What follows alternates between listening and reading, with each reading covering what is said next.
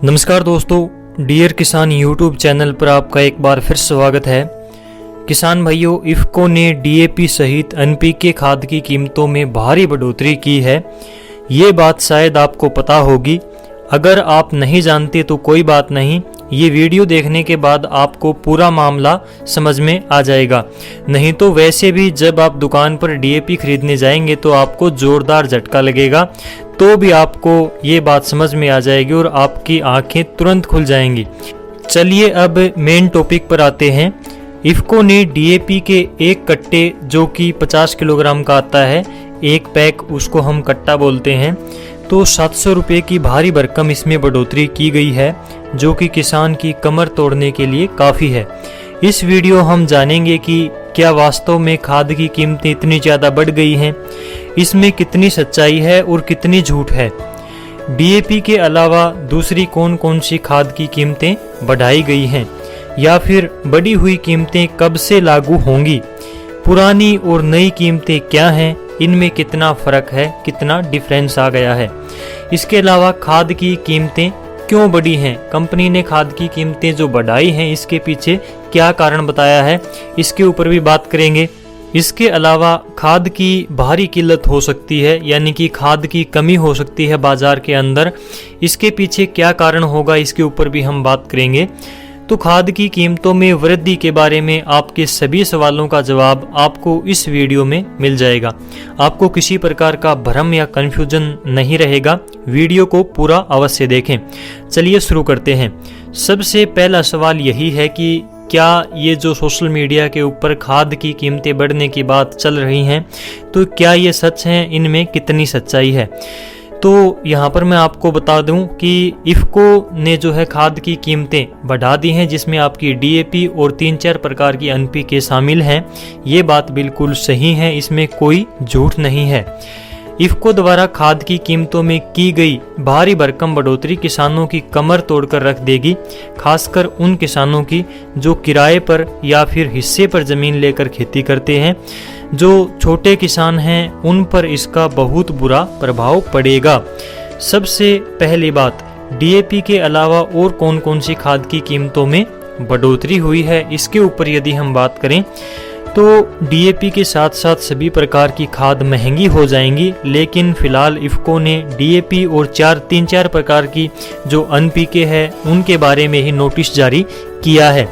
बढ़ी हुई कीमतें कब से लागू होंगी, यदि इसके ऊपर बात करें तो आप ये सोच रहे होंगे कि आज तो हमें डीएपी का एक कट्टा 1200 रुपये में ही मिल रहा है, जबकि इसका नया एमआरपी यानी कि नई कीमत 1900 रुपये है। तो फिर बढ़ी हुई कीमतें कब से लागू होंगी। तो यहाँ पर सबसे बड़ा कन्फ्यूज़न यही है और ये भ्रम पैदा किया जा रहा है कि बढ़ी हुई कीमतें किसानों के लिए नहीं हैं, ये अभी लागू नहीं हुई हैं। अगर आप भी ऐसा सोचते हैं तो इस भ्रम से बाहर आइए और ये देखिए, इफ़को ने साफ शब्दों में कहा है कि जो पुराना स्टॉक बचा हुआ है केवल वही पुराने रेट के ऊपर बेची जाएगी, और अब नई खाद जो बन रही है उस पर 1200 नहीं बल्कि 1900 रुपये एमआरपी लिखा जाएगा। और जब ये बाजार में आएगी, ये नई खाद मार्केट के अंदर आएगी, तो 1900 रुपये में ही आपको मिलेगी। इस बात का ध्यान अवश्य रखें।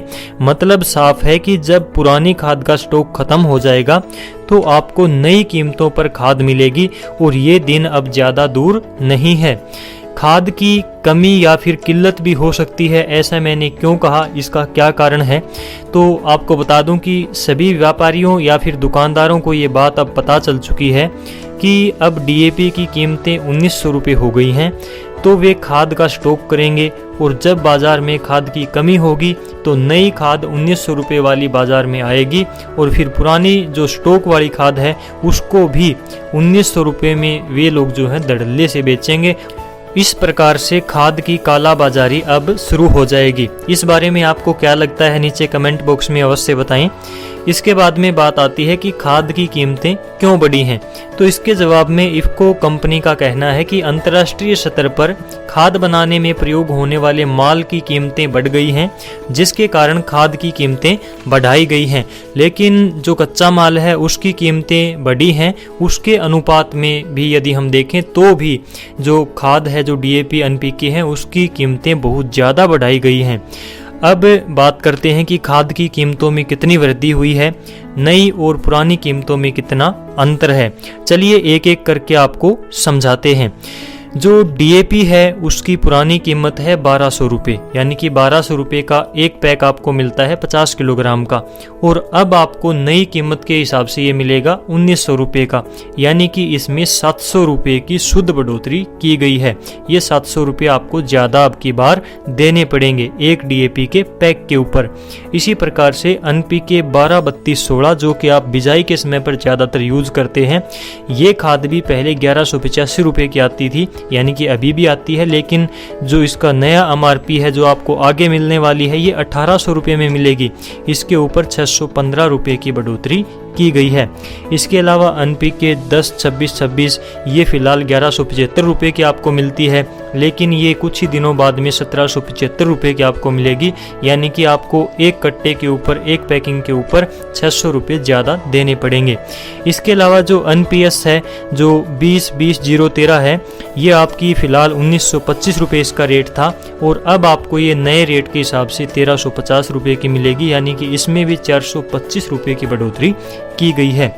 इन कीमतों को देखकर लगता है कि खाद भी अब किसान की पहुंच से दूर चली जाएगी, क्योंकि किसान की आमदनी तो डबल होती हुई फिलहाल नज़र आ नहीं रही, लेकिन फसलों पर जो खर्च होता है वो ज़रूर 4 गुना बढ़ गया है।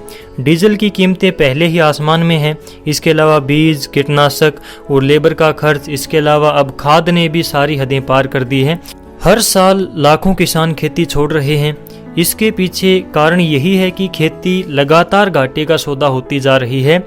इसमें मेन कारण है कि फसलों के ऊपर खर्च कई गुना बढ़ गया है, यानी कि फसल उगाने के लिए जो लागत आती है वो बहुत ज़्यादा बढ़ गई है, क्योंकि महंगाई इतनी ज़्यादा हो गई है, लेकिन फसलों के भाव नहीं बढ़ रहे उस अनुपात में। जो एमएसपी है वो भी किसानों को सही ढंग से नहीं मिल पा रही। आपको पता होगा, अगर नहीं पता है तो मैं आपको बता देता हूँ, भारत के अंदर केवल 6% किसानों को ही एमएसपी मिल पाती है, यानी कि सरकारी खरीद में केवल 6% किसान ही अपनी फसल बेच पाते हैं। उसके अलावा जो दूसरे किसान हैं वो कहीं पर प्राइवेट जगह पर अपनी फसल बेचने को मजबूर हैं। लेकिन जो 6% किसान हैं जिनको एमएसपी मिलती है, वो भी इस एमएसपी को बचाने के लिए आज के दिन संघर्ष कर रहे हैं। ये बात आपको बखूबी मालूम है। दोस्तों, यदि जानकारी अच्छी लगी हो तो वीडियो को लाइक करें और कम से कम एक किसान भाई के साथ में इस वीडियो को शेयर जरूर करें। चैनल पर पहली बार आए हैं तो डियर किसान यूट्यूब चैनल को सब्सक्राइब अवश्य करें। आपसे फिर मुलाकात होगी अगली वीडियो में कोई और जानकारी के साथ। तब तक के लिए नमस्कार, जय हिंद।